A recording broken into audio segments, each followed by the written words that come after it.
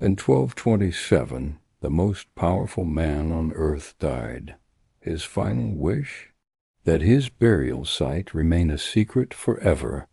To this day, the tomb of Genghis Khan has never been found. It lies somewhere beneath the vast, silent steppes of Mongolia, a mystery as profound as the man himself. Was he a bloodthirsty barbarian, a merciless conqueror who left mountains of skulls in his wake? Or was he a visionary unifier, a leader who connected East and West and laid the groundwork for the modern world? The story of Genghis Khan is a story of stark contrasts, a tale of civilization built on destruction. Let's unravel the enigma of the great Khan. To millions, his name was a curse, a whisper of terror that traveled on the wind. The accounts from conquered lands paint a chilling picture. Persian historians like Juvenal wrote of cities utterly annihilated, where not even cats and dogs were spared. In places like Nishapur and Herat, populations were systematically exterminated. Chroniclers described pyramids of severed heads and rivers running red with blood. For them, the Mongol horde was not an army. It was a force of nature, a divine punishment.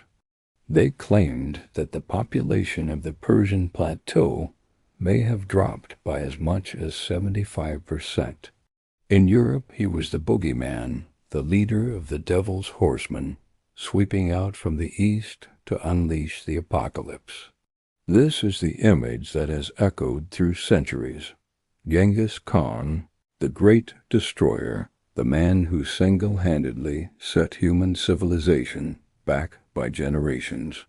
The numbers are staggering, with some estimates placing the death toll of his conquests as high as 40 million people. In a world with a much smaller population, this was a demographic catastrophe on an almost unimaginable scale. The evidence of devastation is undeniable, a dark stain on his legacy that can never be washed away. But that's only half the story. To understand Genghis Khan, you must look beyond the battlefield. Born as Temujin into a world of constant, chaotic tribal warfare, he didn't just conquer. He created. Before him, the Mongol tribes were scattered, illiterate, and locked in cycles of revenge. He united them under a single banner and gave them a purpose. One of his most transformative acts was the creation of a written script for the Mongolian language. This wasn't just about record-keeping. It was about forging a national identity. For the first time, laws could be codified, history could be written, and a culture could be preserved. He established the Yasa, a unified legal code that, among other things, granted diplomatic immunity to foreign ambassadors and promoted religious tolerance. Christians, Muslims, and Buddhists were all free to practice their faith within his empire, an idea far ahead of its time. And then there was the Silk Road. Under the Mongol Pax Mongolica, or Mongol Peace, this ancient trade route flourished like never before. He established a postal relay system called the Yam, which allowed goods, ideas, and messengers to travel with unprecedented speed and safety. Gunpowder, the compass, and printing technology moved from east to west, while Western medicine and art traveled east. He didn't just build an empire of land. He built an empire of ideas, a bridge between continents. Centuries after his death, the legacy of Genghis Khan continues to evolve in surprising ways.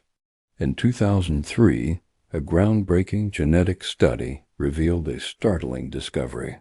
Scientists found a specific Y chromosome marker present in about 16 million men across Asia, from the Pacific to the Caspian Sea.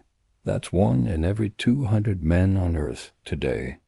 The origin of this lineage traces back to Mongolia, about 1,000 years ago, leading many to conclude that this is the genetic footprint of Genghis Khan and his descendants. It's a mind-boggling testament to the scale of his influence, written not in history books but in our very DNA. In modern Mongolia, after decades of suppression by the Soviet Union, he has been resurrected as a national hero. His face is on the currency. His statues dominate the capital, Ulaanbaatar, and the main international airport is named after him. To Mongolians, he is the founding father, the man who gave them a nation and a place in history. Yet the debate rages on. Was the Pax Mongolica worth the rivers of blood spilled to achieve it? Can the man who promoted religious tolerance be reconciled with the man who ordered the annihilation of entire cities? Historians are still divided, with some championing him as a misunderstood modernizer and others condemning him as one of history's greatest mass murderers. So who was Genghis Khan? A civilizer or a destroyer? The truth is, he was both. He was a paradox, a man whose capacity for brutality was matched only by his genius for statecraft. He tore the world apart and then stitched it back together in a new and unrecognizable form.